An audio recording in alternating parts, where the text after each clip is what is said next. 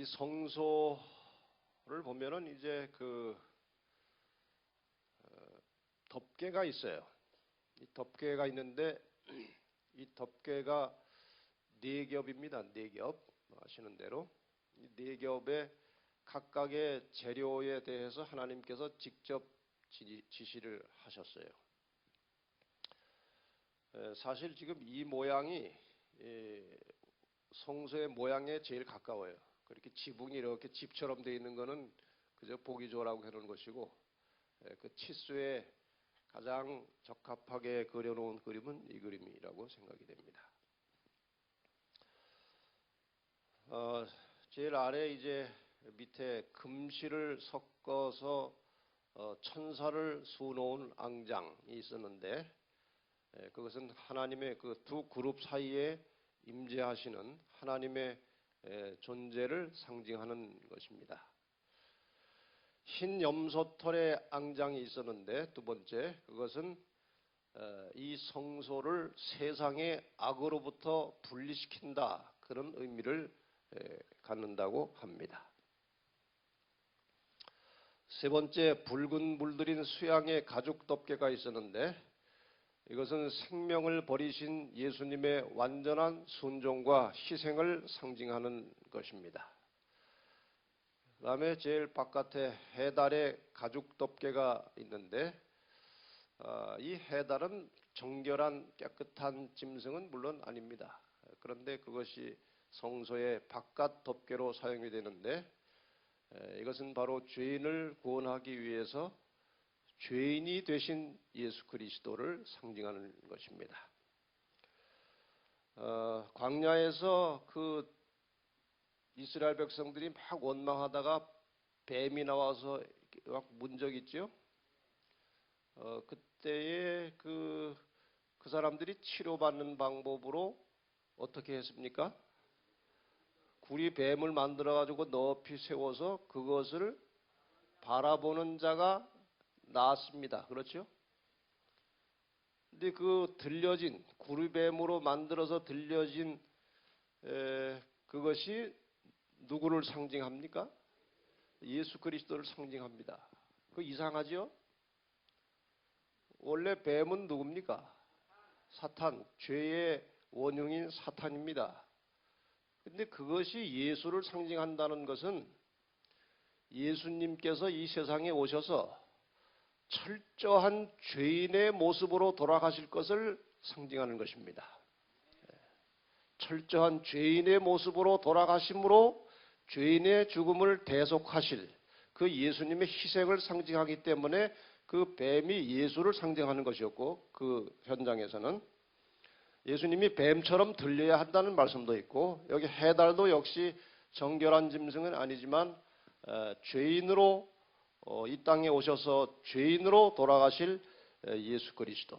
물론 예수님이 죄를 지으신 것은 아닙니다. 그러나 우리의 죄를 다 덮어 쓰시고 죄인의 모습으로 가장 흉악한 죄인이 죽는 방법으로 돌아가신 그 예수 그리스도의 희생을 상징하는 것입니다.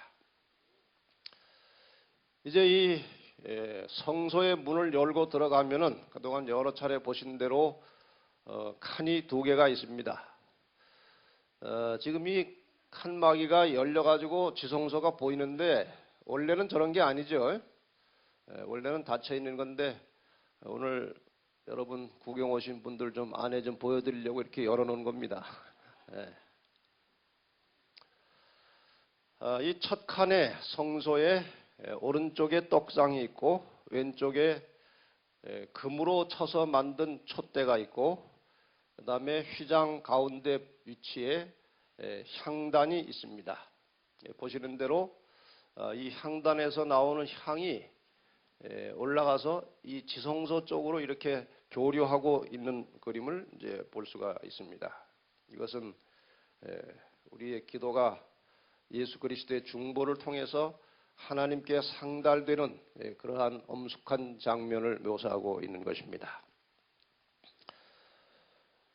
그 다음에 이제 이 성소에 나타난 세 기물들의 의미를 한번 깊이 생각해 보겠습니다. 왜 하나님께서 성소를 지으실 때에 이 성소 안에 이러한 세 가지 기구를 두도록 하셨느냐? 분명히 의미가 있을 것입니다. 하나님께서 뜻없이 하시는 일은 아무것도 없습니다. 우리 사람은 그냥 뜻없이 사는 사람들이 많지만 하나님은 그 모든 행사 전체가 의미를 가지고 뜻을 가지고 계신데, 특별히 인간들에게 베풀어 주신 하나님의 모든 말씀의 근원은 사람을 구원하시기 위한 것입니다. 조금 입체적으로 다시 한번 보겠습니다. 이렇게 보면은 금촛대, 떡상, 향단, 휘장, 이게 다 이제 입체적으로 좀 우리가 볼 수 있습니다. 자, 그러면은 이제 성소에 배치된 기구의 의미와 교훈들을 보는데, 뜰에서는 죄의 본질로부터 어떻게 사람이 자유하게 될 수 있느냐, 그것을 우리가 공부를 했고, 이제 어제 늦은 시간까지 우리가 뜰에 대해서 꽤 여러 시간 공부를 했습니다. 왜냐하면 그 출발이 제대로 안 되면은 그 다음 단계가 어렵기 때문에 출발하는데 조금 시간을 썼습니다. 그리고 그것이 이 성소에 있어서 대단히 중요한 것입니다. 그 속죄와 용서가 이루어지지 않으면 그 다음 단계를 할 수가 없는 것입니다. 성소는 주로 아시는 대로 제사장들이 이제 봉사를 하는데, 제사장들이 하는 네 가지 기본적인 봉사가 있는데, 첫째는 번제단과 핏뿌림의 봉사가 있습니다.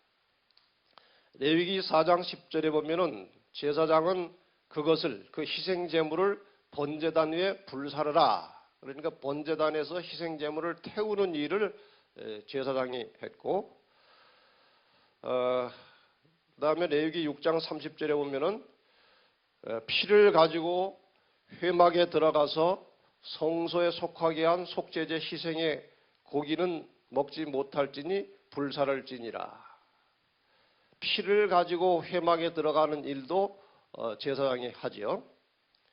그 희생 제물에서 나오는 피를 가지고 이런 조그만 그릇에 담아 가지고 이 성소 안으로 들어가서 휘장에다가 뿌리는 일을 하는데, 이미 말씀드린 대로 그것은 이 죄인의 죄가 그 희생 양에게 전가되었고, 이 죄를 뒤집어 쓴 희생 양이 피를 흘려 죽었는데, 그 죄값으로 피 흘려 죽은 그 피를 가지고 이 성소 안에 들어가서 휘장에 뿌림으로 그 휘장이 상징하는 예수님께 죄가 옮겨지는 것을 상징하는 것입니다.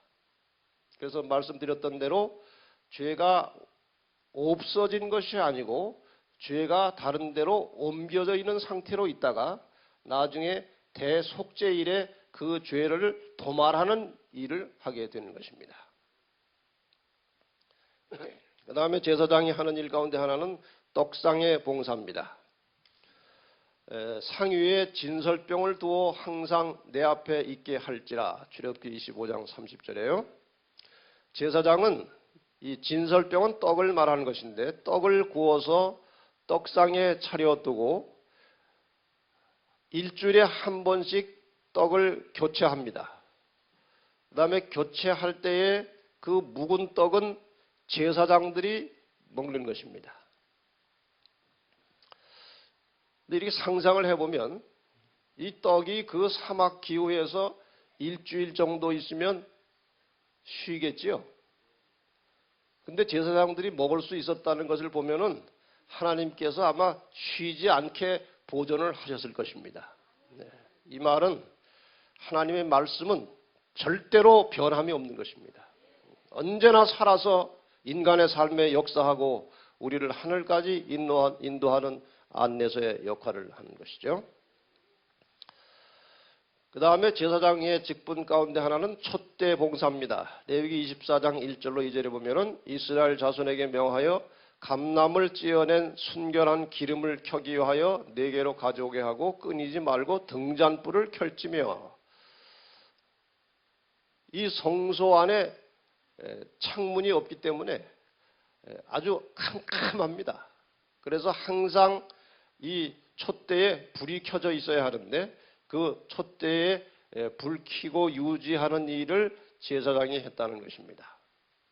그래서 제사장들은 성소 안에 불이 꺼지지 않도록 항상 기름을 공급하면서 심지가 다 타고 이제 못 쓰게 되면은 심지를 갈아 끼우는 일도 했는데 그 심지를 갈아 끼우는 일에 있어서 심지는 뭘로 만들었는지 아십니까? 제사장들이 입던 옷이 헤어지면 이제 그걸 가지고 심지를 만들었습니다. 그 다음에 분향단 봉사입니다. 출애굽기 30장 7절 8절에 보면은 아론이 아침마다 그 위에 향기로운 향을 사르되 등불을 정리할 때에 살을 찌며 또 저녁 때에 등불을 켤 때에 살을 찌니 이 향은 너희 대대로 여호와 앞에 끊지 못할 것이며 이 향단에 불을 붙이는 봉사는 대제사장이 했습니다. 그래서 아론이 그 향단에 향을 사르는 일을 책임맡아 했다고 전해집니다. 그럼 이 각각의 도구들의 의미를 한번 살펴보십시다. 이 성경에 나오는 모든 말씀들을 우리가 상고할 때에 기본적으로 갖춰야 될 것은 첫째, 성경 자체 그 당시에 어떤 의미로 쓰여졌느냐 그것을 먼저 이해를 해야 됩니다. 어떤 배경으로 어떤 목적으로 기자가 이 글을 썼느냐 그것을 먼저 확실하게 이해한 다음에 이 말씀이 오늘 나에게는 어떻게 적용할 수 있고 내가 실천하고 순종할 것이 무엇이냐 그렇게 깨달은 다음에는 하나님께 하나님 오늘 제가 이 아침에 깨달은 바 이 말씀을 순종하기를 간절히 원하오니 저를 도와주셔서 이 말씀에 순종하게 하시고 순종하는 삶을 통해서 제 삶이 변화되게 하시고 빛나게 하셔서 저를 보고 사람들이 하나님을 찾게 하시고 제가 하나님을 소개할 수 있도록 저를 변화시켜 주십시오. 그것이 신앙생활의 ABC입니다.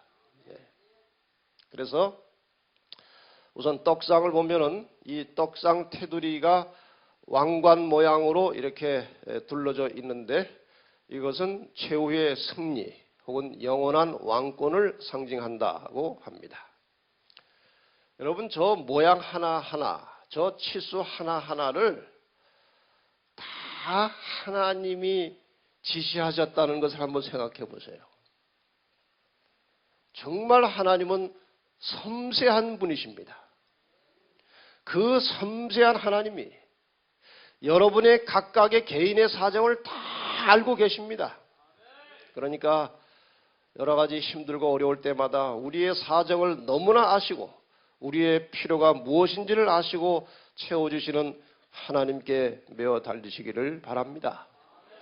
우리가 신앙생활 하면서 아주 중요하게 생각해야 될 주제 중에 하나는 하나님은 절대로 인간의 의지를 강요하지 않으신다는 것입니다. 반대로 사단은 인간을 강요해서 악하게 한다는 것입니다. 그만큼 하나님은 한 인간의 존재를 그 가치를 아주 높이 평가하고 인간의 가치를 하나님께서 항상 인정하시기 때문에 우리의 의지를 존중하시는 것입니다. 그래서 우리가 하기 싫은 것을 억지로 하도록 하지 않는 것이 하나님의 기본 원칙입니다. 그래서 내가 구하지 않은 것이 그냥 마음의 소원만 가지고 있다고 해서 저절로 이루어지기를 기대하지 마시기 바랍니다. 정말 필요한 것이 있으면 하나님께 간절히 기도하고 구하셔서 그것이 이루어졌을 때는 이것이 우연이 된 것이 아니고 하나님께서 나와 함께 하셔서 나를 도와주셨다는 확신이 들 만큼 기도할 때에 일이 이루어지는 것입니다. 12 떡덩이는 12지파를 그 당시에 12지파를 상징하는 것이고 더 나아가서 확대하면 오늘날 하나님의 모든 백성들을 상징하는 것으로 볼 수 있겠습니다. 12개라고 하는 그 숫자는 그런데 이제 요한복음 6장 35절과 48절에 보면 예수께서 내가 곧 뭐라고 했습니까? 생명의 떡이라고 했습니다. 그러니까 그 떡상에 올려진 12개라고 하는 숫자는 백성들을 상징하는 것이지만 떡 자체는 누구를 상징하는 것입니까? 예수 그리스도를 상징하는 것입니다. 내가 곧 생명의 떡이니 내게 오는 자는 결코 줄이지 아니할 터이요 나를 믿는 자는 영원히 목마르지 아니하리라. 내가 곧 생명의 떡이로다. 이 예수님이 생명의 떡이라는 사실을 경험으로 알 때에 정말 떡이 되는 것입니다. 그걸 모르면은 그림의 떡입니다. 어떻게 이것을 알 수 있느냐? 정말 인생을 진지하게 살려고 하는 사람은 인간의 모든 계획과 욕망들이 얼마나 헛된 것임을 깨닫게 됩니다. 그렇지 않습니까? 그런데 하나님의 말씀을 가까이 하고 하나님께 기도 많이 하고 예수 그리스도를 중심에 모시고 살면 참 마음이 편안해지는 것입니다. 정말 인생이 행복해지는 것입니다. 제가 연합회 이 책임을 맡은 뒤로 좀 분석을 해보니까 그전보다 좋아진 게 거의 없어요. 얼마나 힘이 들고 얼마나 사람들이 많이 찾아오는데 뭘 주겠다는 사람은 한 사람도 없고 전부 다 달라고 하는 겁니다. 달라고.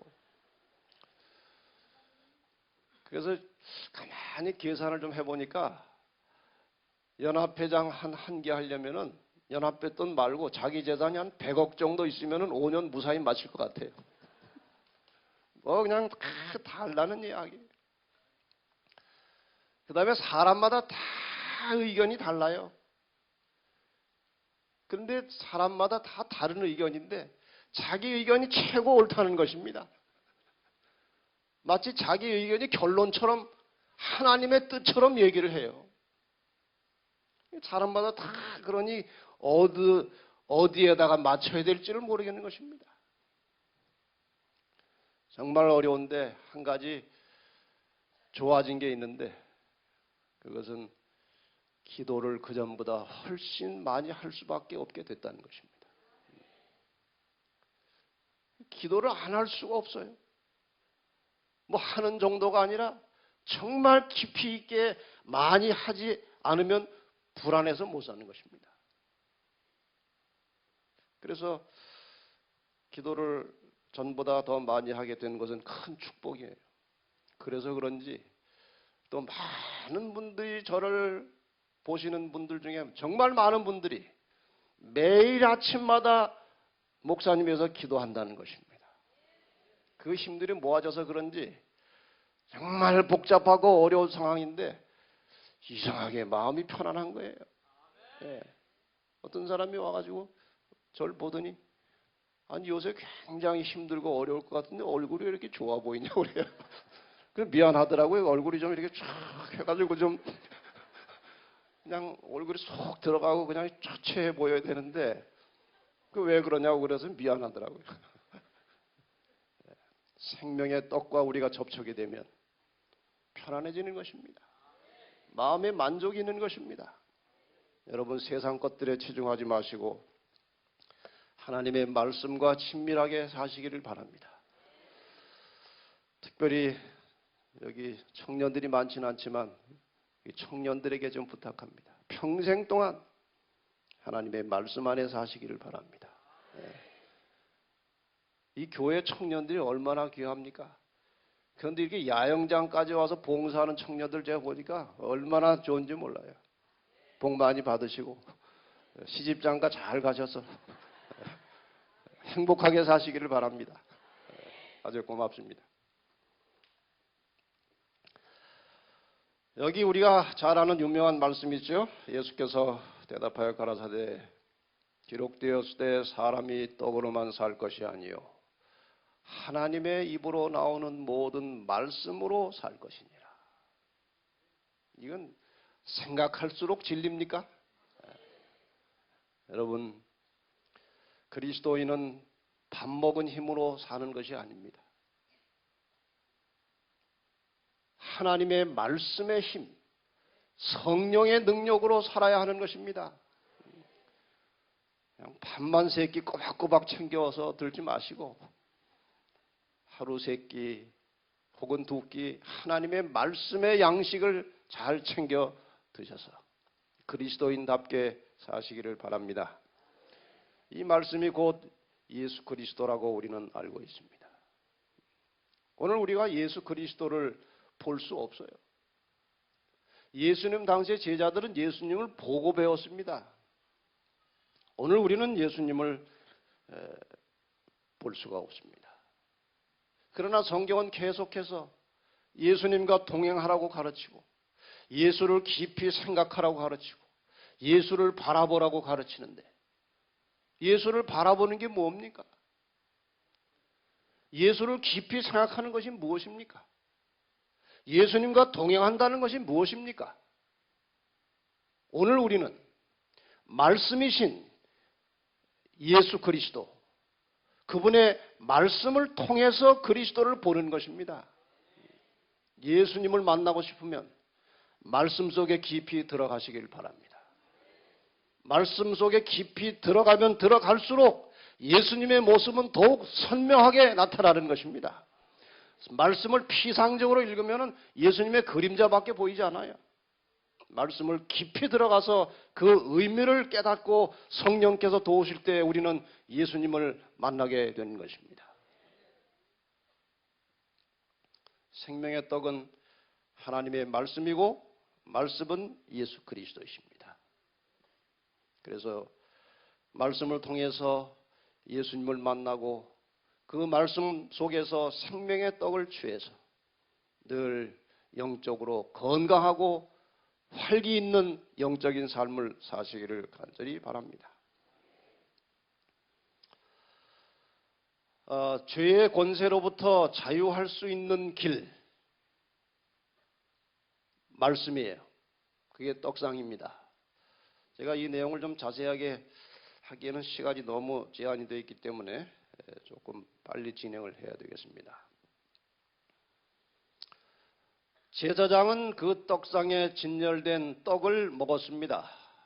그런데 베드로전서 2장 9절에 우리가 제사장이 되었습니다. 너희는 택하신 족속이요 왕 같은 제사장들입니다. 제사장들은 떡을 먹어야 했듯이 오늘 하나님의 백성들이 말씀 없이 산다는 것은 제사장직을 포기하는 것과 마찬가지입니다. 제사장의 음식은 산떡 곧 하나님의 말씀이었습니다. 아까 말씀드린 대로 이 떡은 안식일에 교체했고 그 다음에 떡을 제사장이 그 교체된 떡을 먹었습니다. 먼저 있던 떡을. 우리가 매일의 생활 속에서 하나님의 말씀을 듣고 읽고 명상하는 일도 중요하지만 매 안식일에 교회 예배에 참석해서 하나님의 말씀을 집중적으로 듣는 일도 아주 중요한 것입니다. 제사장들이라면은 매 안식일에 와서 나누는 떡을 먹어야 하는 것입니다. 제사장들이 안식일에 결석하면 안 됩니다. 반드시 출석해서 교체된 떡을 먹어야 하는 것입니다. 그리고 말씀을 전하는 사람들은 항상 새 떡을 갖다 올려놔야 하는 것입니다. 한 소리 또 하고 한 소리 또 하고 새 떡을 정말 싱싱한 떡을 제공해서 우리 모든 백성들이 함께 나누고 영적인 힘을 얻도록 해야 하는 것입니다. 이렇게 해서 우리가 하나님의 말씀을 사랑하고 아울러서 그리스도를 사랑하는 사람들은 그 신앙이 점점 깊어져서 마침내 에녹처럼 순간순간마다 우리 하나님과 동행하는 삶을 살게 될 것입니다.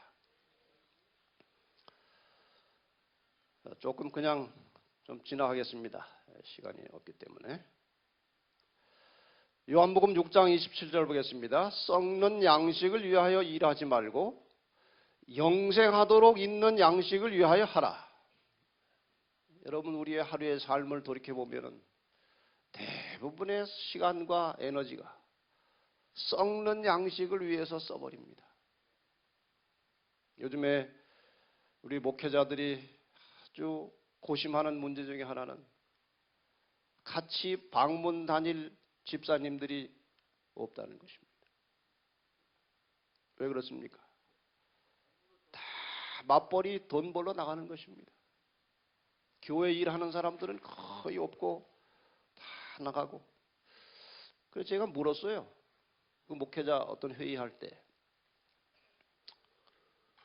그 돈 벌러 나가는 여집사님들이 그 먹고 살 길이 없어서 돈을 벌러 나갑니까? 아니면 무슨 다른 목적이 있습니까? 그랬더니 남편이 다 있고 돈을 벌어다 주는데 좀 더 벌어가지고 아이들 과외 좀 더 시켜보려고 나간다는 것입니다. 좀 더 잘 살아보려고. 먼저 그의 나라와 그의 의를 구하라.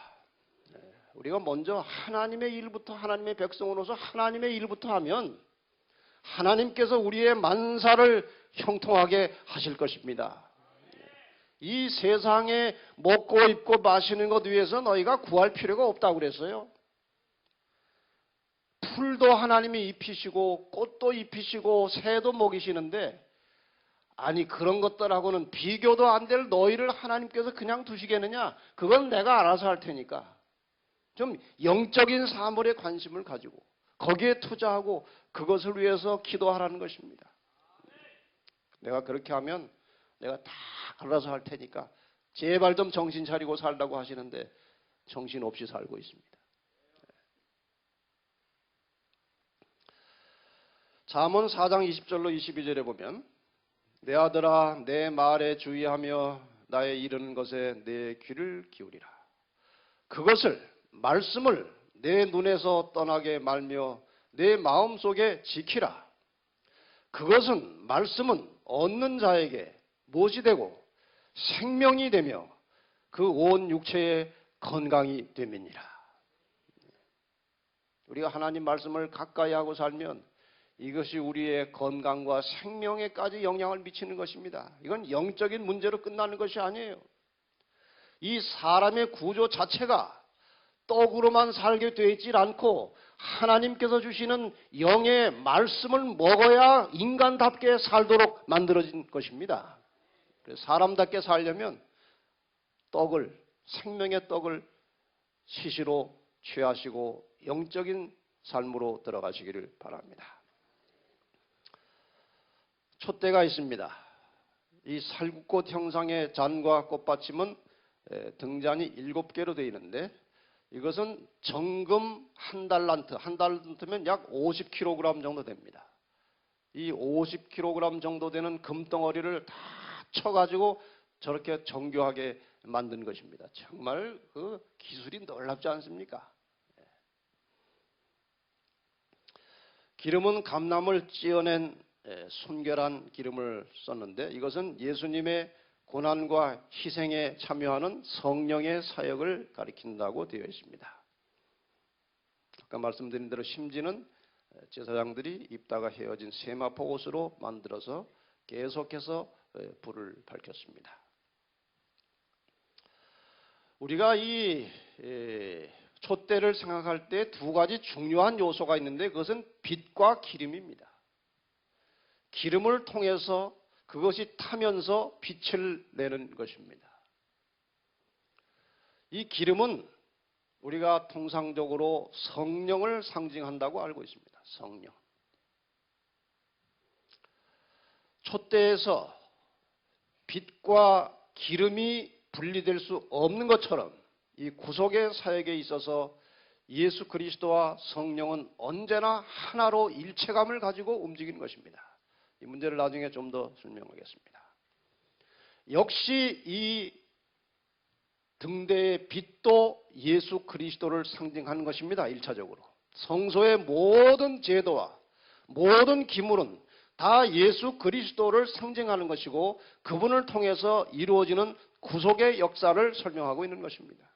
그래서 등대도 역시 예수 그리스도를 가리키는데 예수님께서 요한복음 8장 12절에 나는 세상의 빛이라고 말씀하셨습니다. 그 다음에 요한복음 11장 9절에도 예수께서 대답하실 때 낮이 12시가 아니냐, 사람이 낮에 다니면 이 세상의 빛을 봄으로 실족지 아니하고, 이 세상의 빛이 누군가 하면은 예수 그리스도이십니다. 우리가 걸어가는 길에서 실족하지 않고 정말 성공적이고 의미 있는 그리스도인의 삶을 살고자 한다면은 빛 대신 예수 그리스도를 바라보고 가야 실족하지 않는다는 것입니다. 또 이것도 다시 우리는 하나님의 말씀으로 돌아갈 수밖에 없어요. 하나님의 말씀이 지시하는 길을 따라서 살 때 우리의 길이 가장 안전한 것입니다. 인간의 생각과 욕망을 따라가다 보면 실족하게 되어 있습니다. 반드시 하나님의 말씀의 법도 안에서 그리스도를 바라보고 사는 삶이 필요한 것입니다.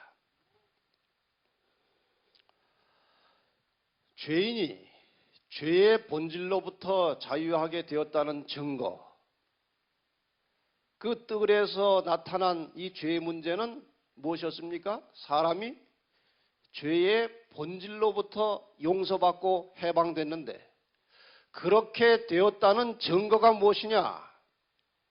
그것이 바로 우리 죄를 대신 뒤집어 쓰고 돌아가신 예수 그리스도로부터 받은 빛을 다른 사람들에게 반사하는 것입니다.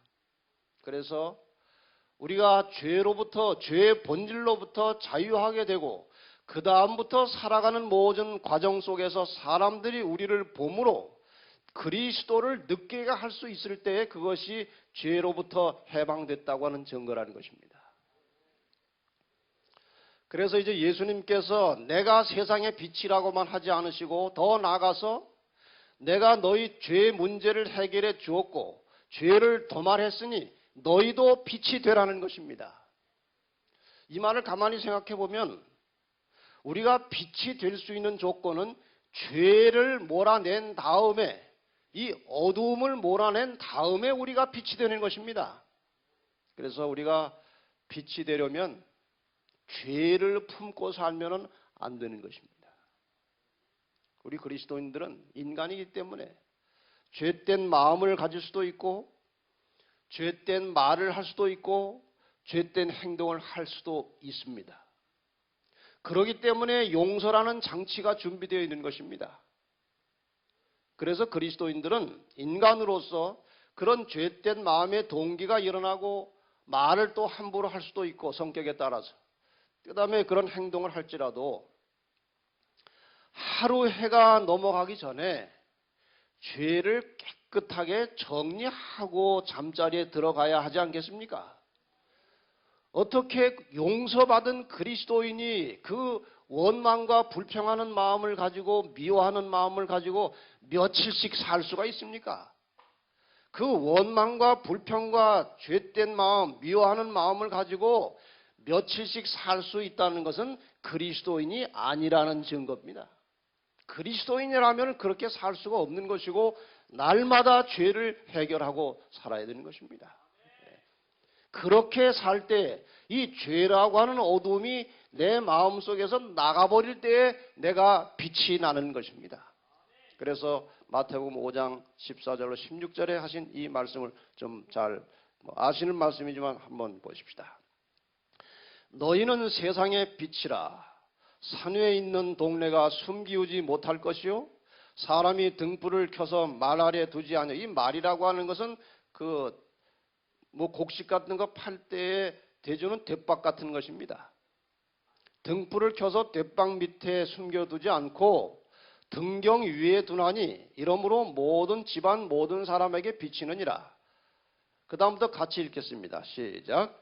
이같이 너희 빛을 사람 앞에 비치게 하여 저희로 너희 착한 행실을 보고 하늘에 계신 너희 아버지께 영광을 돌리게 하라. 이 세상의 빛이라고 하는 말은 우리의 행실을 두고 하는 말입니다. 우리의 행실 하나하나가 다른 사람들에게 본이 되고 감화가 되고 좋은 영향을 미칠 때에 그것이 바로 우리가 빛이 되는 것이고, 그러한 빛을 통해서 어둠에 있던 자들이 우리 작은 빛을 통해서 큰 빛, 원빛 되시는 그리스도께 나갈 수 있는 것입니다. 그러니까 우리가 전도회 할 때마다 구도자가 없어가지고 사람들을 잘 못 데리고 오는 이유가 뭔지 아시죠? 평상시에 빛의 역할을 못했기 때문에 빛으로 가자고 하는 말을 사람들이 안 듣는 것입니다. 그래가지고 억지로 사람을 데리고 오려고 하니까 전도회 할 때 사람 데리고 오려고 애쓰는 사람, 그래도 그나마 애를 쓰면 다행입니다. 뭐 그 정도면 우수한 교인이에요. 애라도 쓰면. 근데 어떻게 합니까? 이번에 우리 교회 전도회 하는데 다 하루만이라도 와줘. 하루만. 네? 내 체면을 봐서라도 하루만이라도 와달라는 것입니다. 그래가지고 첫날 하루 왔다가 안 오는 구도자들이 얼마나 많은지 몰라요. 아니 하루만 와달라니까 하루만 오는 거죠. 평상시에 우리의 행실이 빛을 발했다면 사람들을 빛으로 인도하는 일은 어렵지 않을 것입니다. 영혼 구원이요, 불가능한 것도 아니고 그렇게 어려운 것이 아니에요. 정말 영혼을 사랑하고 자기를 희생하여 사람들을 하나님께로 인도하고자 하는 열망을 가진 사람 곁에는 항상 하나님이 영혼을 주셔요. 한번 해보시기 바랍니다. 생명의 떡 말씀을 먹고 그 말씀을 순종하며 살아갈 때에 우리의 삶은 빛이 나는 것이고 사람들이 그 빛을 보고 주님을 알게 되는 것입니다.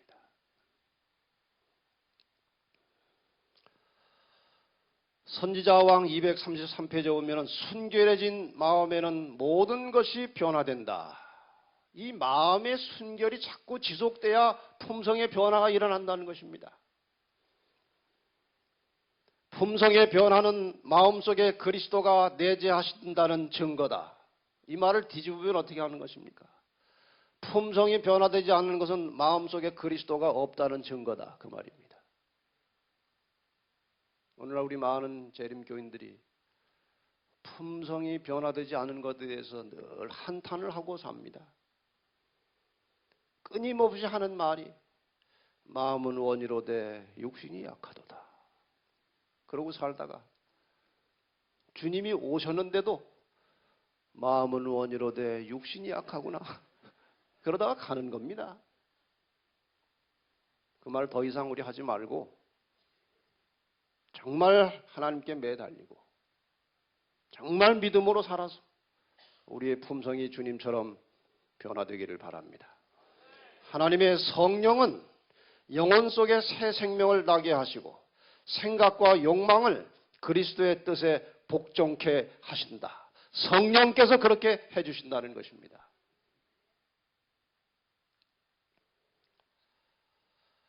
그 다음에 이제 성소의 세 번째 기물은 향단입니다. 이게 무엇을 상징하는지 우리가 잘 압니다. 이 번제단의 이 향단은 아무 불을 가져오는 게 아니고 번제단에서 불을 화로에 담아가지고 성소로 들어와서 향이 들어있는 향로에다가 집어넣음으로 향을 피우는 것입니다. 아침마다 밤새도록 탄 재를 꺼내버리고 향로에 향을 뿌려서 불을 붙여서 이제 향연이 오르게 하는 것이죠. 이 향단에서 피어오르는 향기와 연기는 성소와 지성소 사이의 휘장을 넘어서 지성소에 있는 하나님의 보좌에까지 넘어가게 됩니다. 바로 이것은 하나님을 직접 대면할 수 없는 우리를 위해서 중보하시는 예수 그리스도의 중보 사역을 예표하는 것입니다. 우리가 간구하면 우리를 대신해서 주님께서 하나님께 우리의 소원을 다 말씀하시고 들어주시도록 그렇게 지금 이 중보의 역할을 하시는 예수님을 상징하는 것입니다. 그러므로 모든 성서의 기물은 반복 말씀드리는 대로 예수 그리스도를 상징한다는 것입니다. 이 향로는 성도들이 드리는 기도를 상징하는 것이라고 했습니다. 오늘날 우리의 많은 기도가 대단히 형식적이고 기계적입니다. 한번 여러분이나 저나 기도를 어떻게 드리고 있는지 한번 잘 생각해 보십시다. 화이트분이 우리의 기도하는 모습을 아주 노골적으로 지적해 주셨어요. 교회증언 7권 243페이지입니다.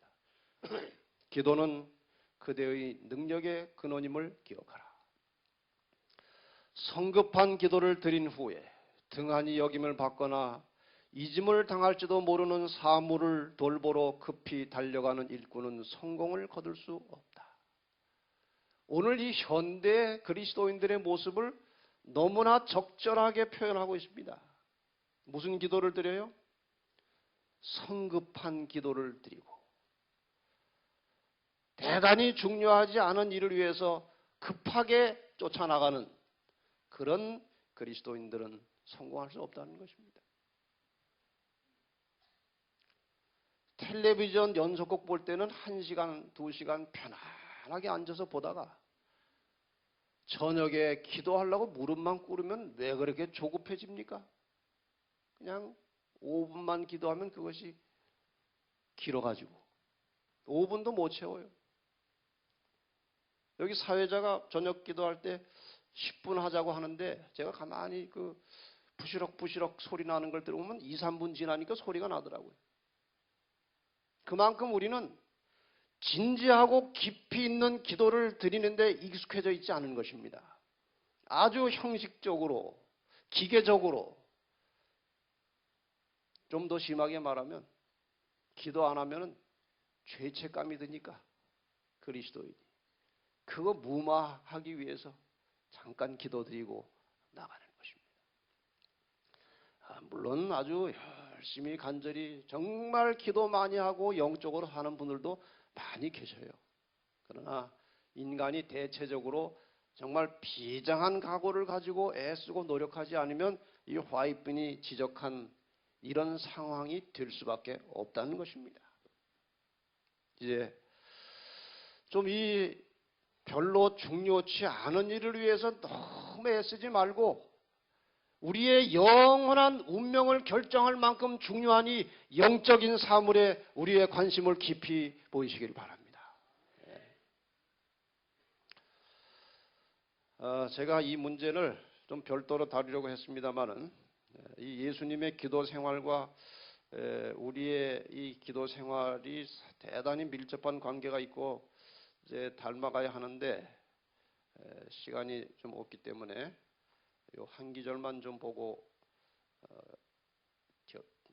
다음 단계로 넘어가겠습니다. 목사에게 보내는 것면 499페이지에 보면은 우리의 경험 어느 지점에서도 우리의 첫 출발을 가능하게 했던 그 도심이 없이 지낼 수 없다. 퀴즈를 내겠습니다. 이 우리의 첫 출발을 가능하게 했던 그 도심이 누구의 도심인가요? 네? 우리가 그리스도인으로 첫 출발할 때에 무엇으로 거듭났다고 말합니까? 물과 성령으로 거듭남으로 그리스도인의 첫 출발을 시작한 것입니다. 그 다음 여기 말씀하시기를 그 이후에 물과 성령으로 거듭나서 우리의 삶의 새로운 출발을 시작한 이후에 그 이후로는 어느 지점에서도 그 첫 출발을 시작한 분의 도움 없이는 살 수 없다고 되어 있어요. 근데 대부분의 그리스도인들은 성령으로 거듭 태어난 이후에 그 영의 힘으로 살지 않고 육으로 사는 것입니다.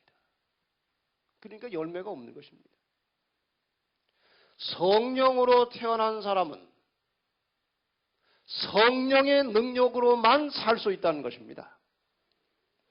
이른비 아래서 받은 축복들은 종말까지 우리에게 필요하다. 우리의 신앙의 첫 출발을 가능하게 하셨던 그 성령의 역사를 우리는 이른비 역사라고 말합니다.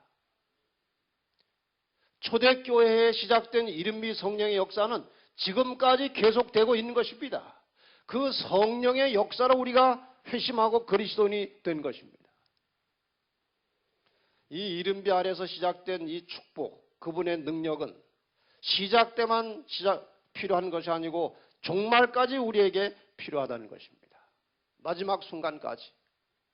그러면은 어떻게 우리가 성령 충만한 삶을 살 수 있느냐?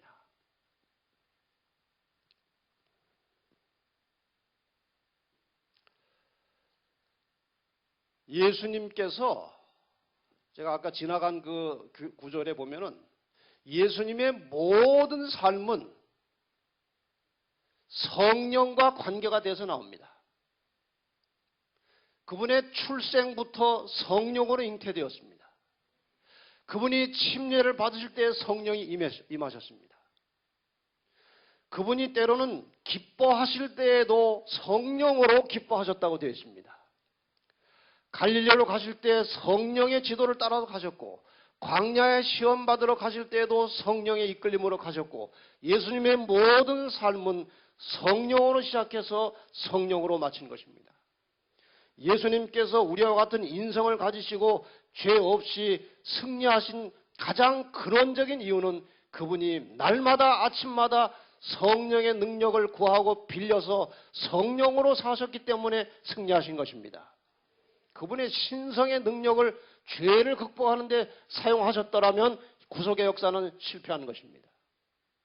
그분이 인성을 가지시고 하나님의 모든 말씀에 절대적으로 순종하시고 승리하신 것은 성령의 역사였습니다. 그런데 그 성령이 예수님께 저절로 임한 것이 아니에요. 성령과 예수님은 일체이십니다. 그러니까 성령께서 알아서 제가 드릴 테니까 적당히 하십시오. 제가 알아서 다 드릴 테입니다. 그렇게 하는 게 아니에요. 예수님은 이 성령 충만한 삶을 살기 위해서 얼마나 많이 기도하셨는지 모릅니다.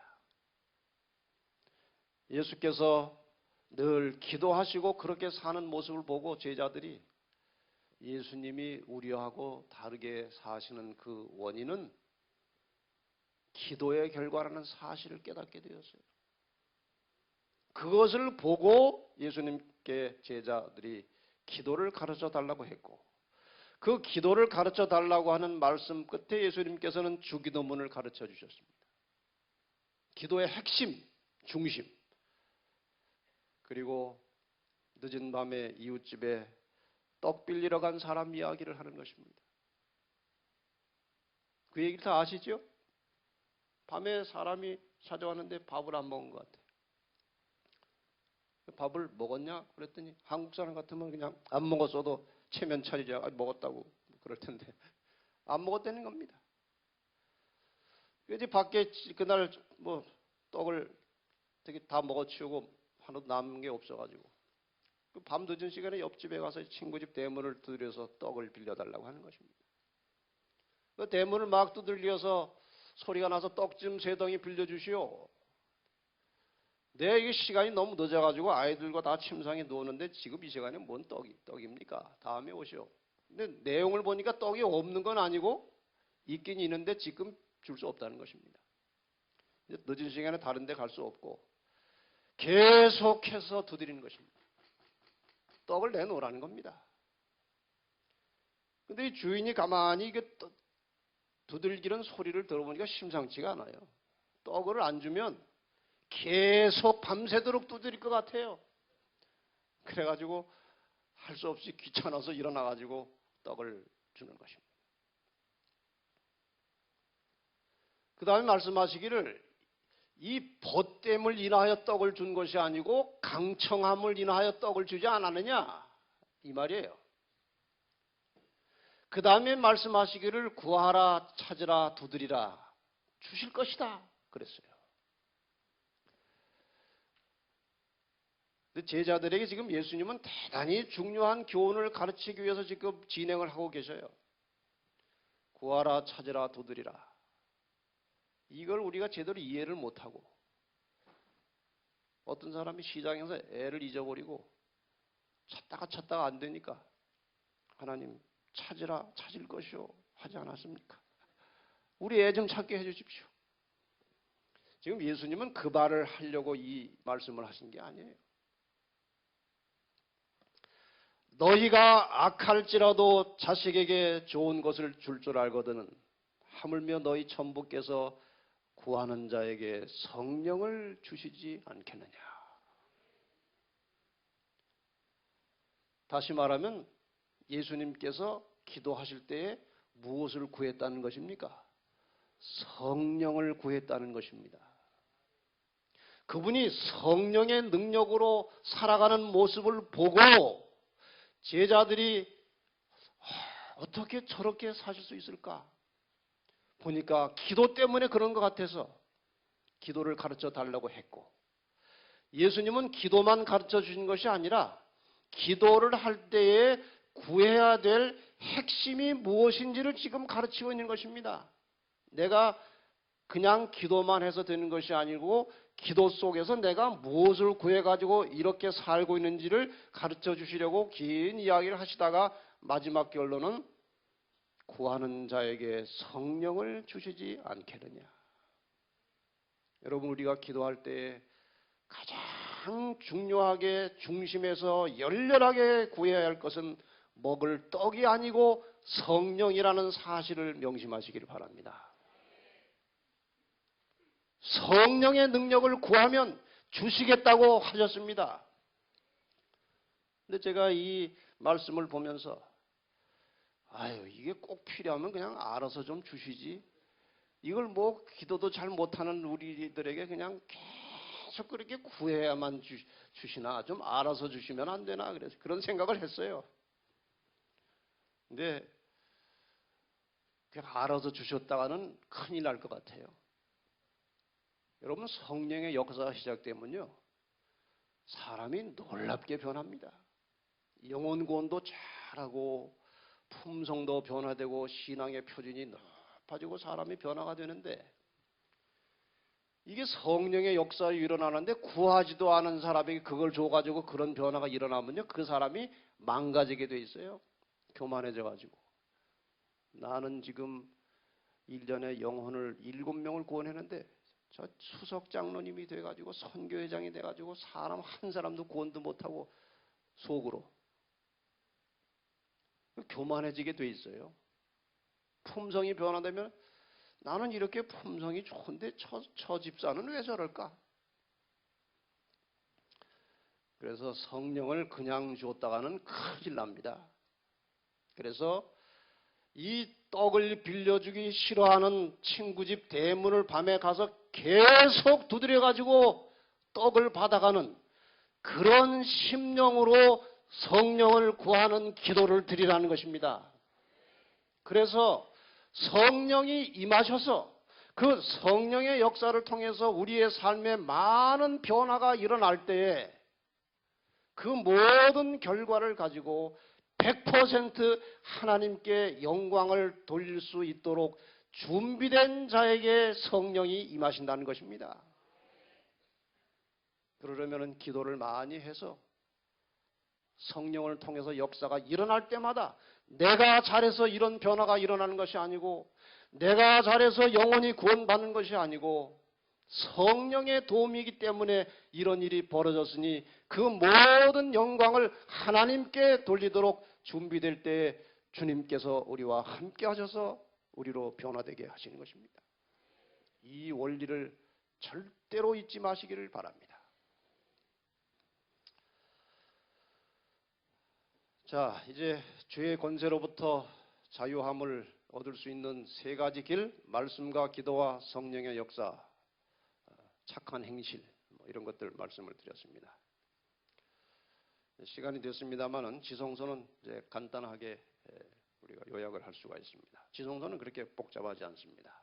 이제 마침내 죄의 본질로부터 자유하게 된 사람이 이 성소의 삶, 말씀과 기도와 성령의 역사, 삶의 빛을 통해서 점점 빛의 근원이신 하나님께 가까이 나아가다가 마침내 휘장이 열리면서 우리는 살아계신 하나님을 만나게 될 것입니다. 우리의 생활 속에 빛이 나지 않던 사람은, 어둠 속에 거하던 사람은 빛의 근원이신 하나님을 만나는 순간에 죽어버릴 것입니다. 그러나 우리가 성령의 역사로 늘 빛 가운데 살고 빛을 따라 살고 늘 예수 그리스도께서 우리를 중보하실 때 우리는 마침내 하나님과 만날 수 있게 되는 것입니다. 성소에서 이제 지성소로 들어가는 것입니다. 그 휘장이 열리는 날 언제입니까? 예수께서 재림하시는 날. 우리는 마침내 호련히 변화되어서 하나님과 대면하여 보게 될 것이고 마침내 그분과 함께 영원히 살게 될 것을 성경이 약속하고 있지 않습니까? 이것이 바로 하나님께서 원하시는 것입니다. 하나님께서 우리와 함께 사시기 위해서 끊임없이 일해 오셨고 마침내 우리와 만나게 되면은 우리가 하늘에 갔다가 영원히 살지 않고 다시 땅으로 내려옵니다. 얼마 만에?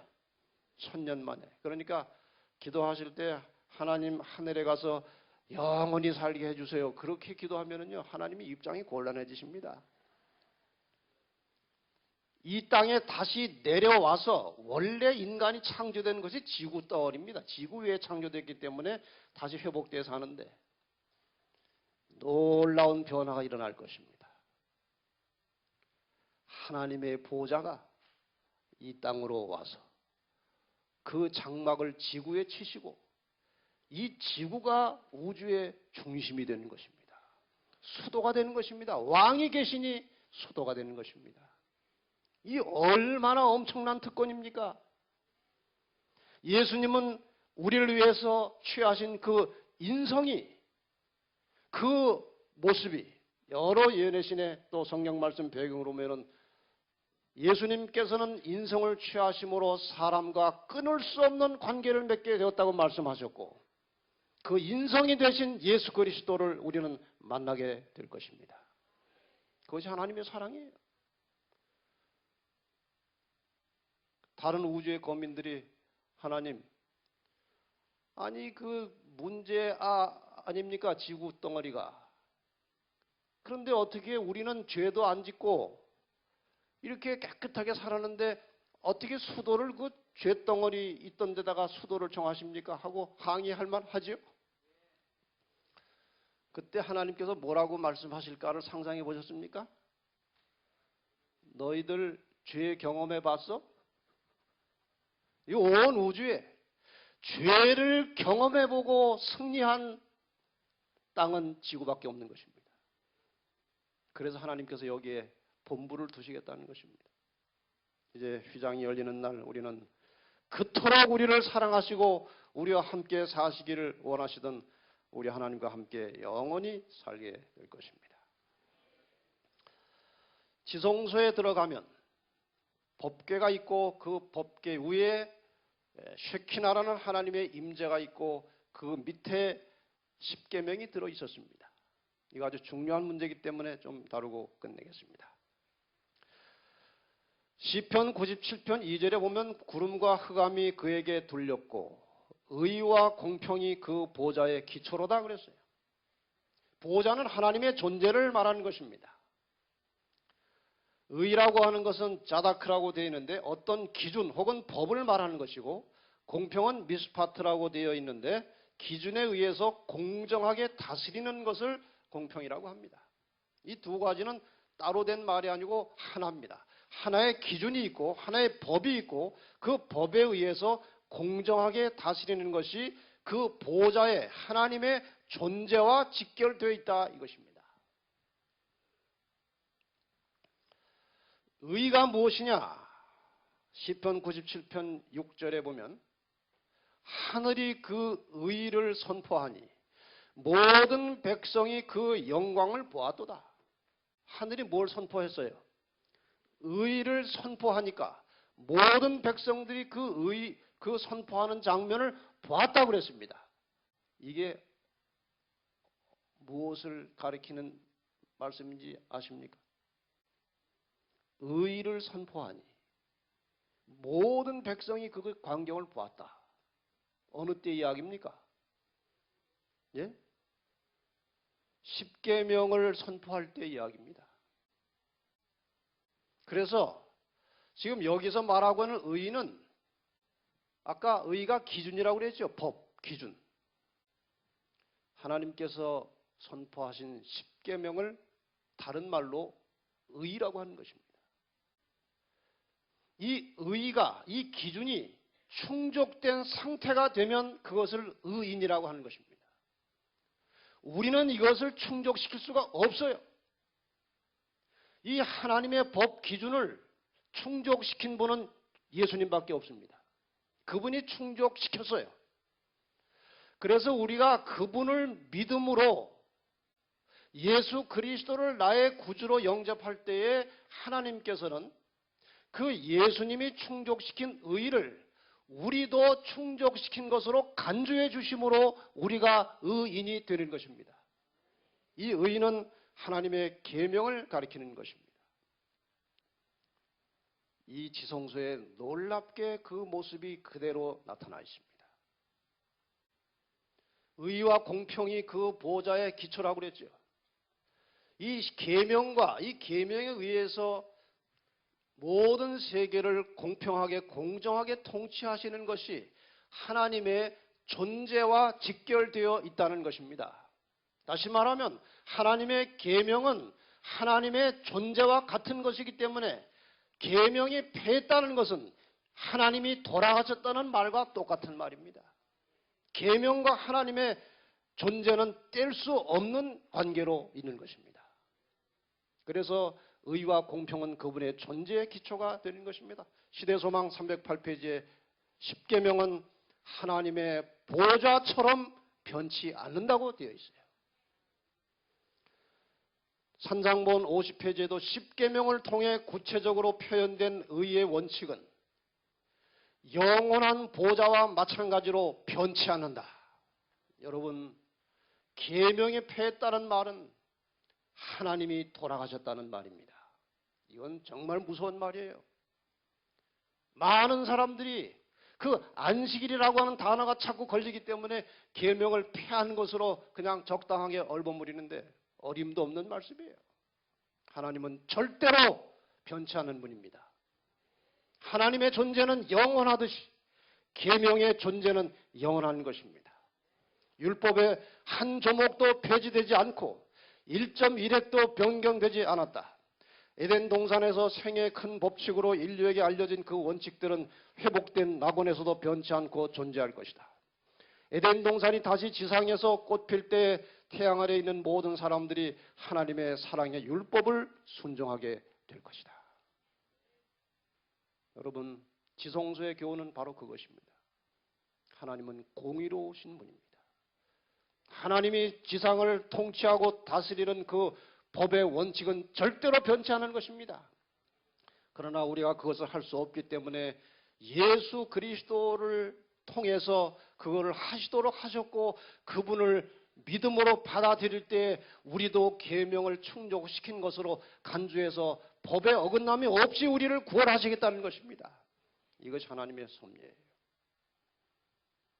휘장에 대해서는 지난번에 예수님을 상징하는 것이라고 이미 말씀을 드렸습니다.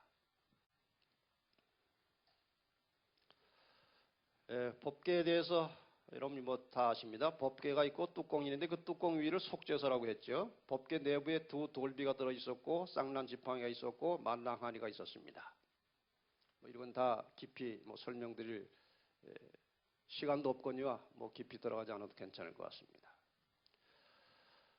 이 속죄서도 몇 번 설명드렸기 때문에 넘어가고 이제 결론적으로 좀 이 말씀을 드리겠습니다. 성경에는 삼중 구조가 자주 나옵니다. 하나님, 예수님, 성령을 뭐라고 합니까? 삼위일체라고 합니다. 성소 제도에 성막 전체 구조가 뜰, 성소, 지성소 이렇게 되어 있어요. 세 단위로 되어 있습니다. 뜰의 구성도 번제단이 있고 물두멍이 있고 양 잡는 곳이 있습니다. 세 장소가 있습니다.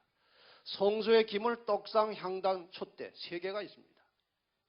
지성소의 구조도 법궤가 있고 뚜껑이 있고 그룹들이 있었습니다. 법궤 안에 물품도 세 개인데 십계명과 만당 항아리와 쌍난 지팡입니다. 이 삼중 구조가 이 그리스도인의 세계에 대단히 중요하다는 생각이 들었습니다. 그래서 우리 신앙생활의 삼중 구조를 좀 만들어서 드리고 끝나겠습니다. 매일 3번 기도하기. 아침과 정오와 저녁에 시편 55편 11절에 보면은 다윗이 저녁과 아침과 정오에 내가 근심하여 탄식하리니 이 아주 정확하게 지적된 것이 우리는 아침, 점심, 저녁이지만 성경상 하루의 시작은 언제입니까? 저녁입니다. 그래서 저녁과 아침과 정오에 이렇게 3번 기도하는 모습이 나옵니다. 그래서 우리가 저녁에 잘 때에 다윗처럼 하루를 시작하는 기도로 드리면 의미가 있을 것 같아요. 인간의 삶은 쉼으로 시작되었습니다. 인간이 창조되자마자 안식일이 오지 않았습니까? 그러니까 잠자리에 들어가기 전에 새로운 하루가 시작된다고 생각하면 훨씬 성서적입니다. 다니엘도 하루 몇 번씩, 3번씩 무릎 꿇고 기도했다고 그랬습니다. 그래서 우리가 가급적 하루 3번씩 기도하는 습관을 가지시기 바랍니다. 매주 3회 교회 출석하기. 화요일 저녁 기도에 꼭 참석하시기 바랍니다. 아니 교회에서 예배 드리고 있는데 장로님, 집사님들이 어디 가서 뭘 하고 계십니까?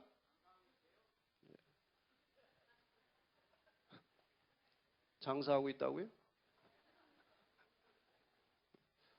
화요일 저녁 기도회 요즘에 너무 자리가 비어가지고요.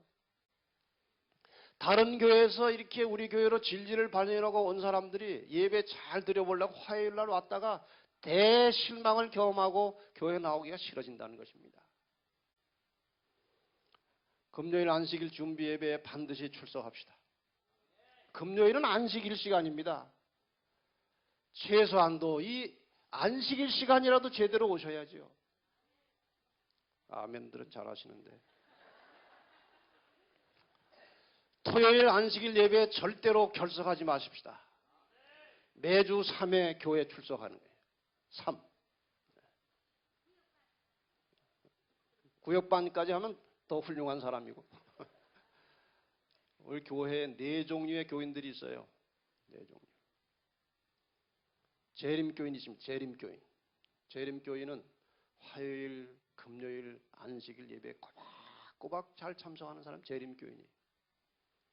안식일 교인이 있어요. 이 사람은 화요일 날은 떼먹고 금요일과 토요일 안식일만 예배드리러 오는 안식일 교인이 있어요. 안식일 교인. 네. 그 다음에 토요일 교인이죠. 토요일 교인. 금요일 저녁도 안식일인데 떼먹고 토요일만 나오는 사람이 있어요. 네. 그런데 토요일 날도 온전히 오지 않고 11시에 오는 11시 교인이 있어요. 안식일학교 다 떼먹고 11시에 오는 거예요. 그런데 요즘에 한 종류가 더 늘어났어요. 설교 교인이 있어요. 그래서 한 11시 한 20분쯤 돼가지고 설교 시작할 때쯤 오는 거예요. 이게 나중에 하나가 더 생길 것 같은데 설교 결론 교인이 하나 생길 것 같아요. 설교 끝마칠 때쯤 와서 결론만 듣고 갈 사람. 매주 3회 교회 출석하는 일을 철칙으로 삼으시기 바랍니다. 네. 날마다 마음을 같이하여 성전에 모이기를 힘쓰라고 했습니다. 마지막이 갈수록 더 그렇게 하라고 했습니다. 네. 그날이 가까움을 볼수록 더욱더 잘 모이라는 것입니다.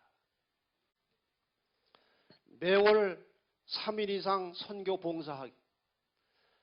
아주 표준을 낮게 잡았어요. 하도 안 돼가지고 최소한 매월 하루 이상은 선교 활동에 한번 바쳐보세요.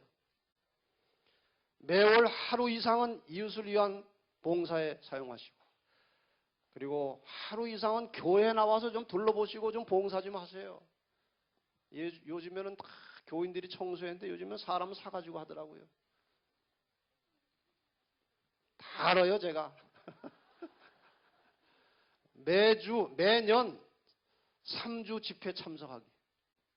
연초에 사경에 꼭 참석하시고, 연중 전도회 혹은 장막회에 적극적으로 참여하시고, 연말 기도주일에 반드시 출석하셔서 적어도 3주는 내리 교회에 성실하게 출석하셔서 영적으로 잘 사시기를 바랍니다.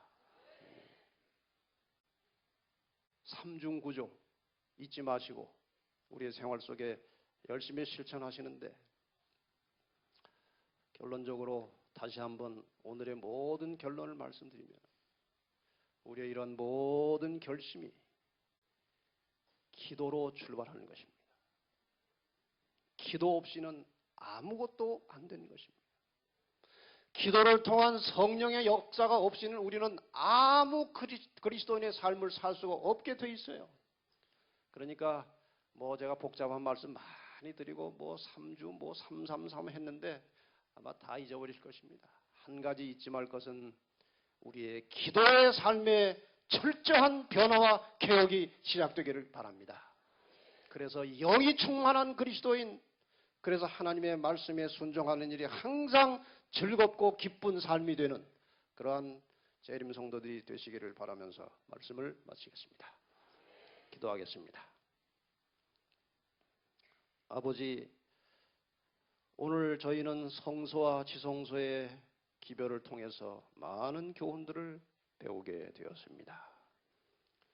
이렇게 저희들에게 하늘의 원리와 하나님의 뜻을 소상하게 철저하게 가르쳐 주시는 아버지의 은혜와 사랑에 감사합니다.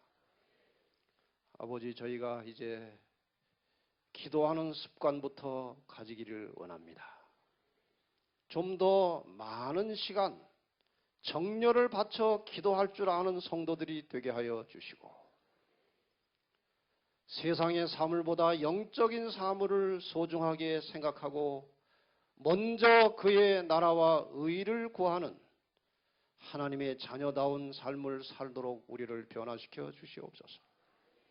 예수 그리스도의 이름으로 기도합니다.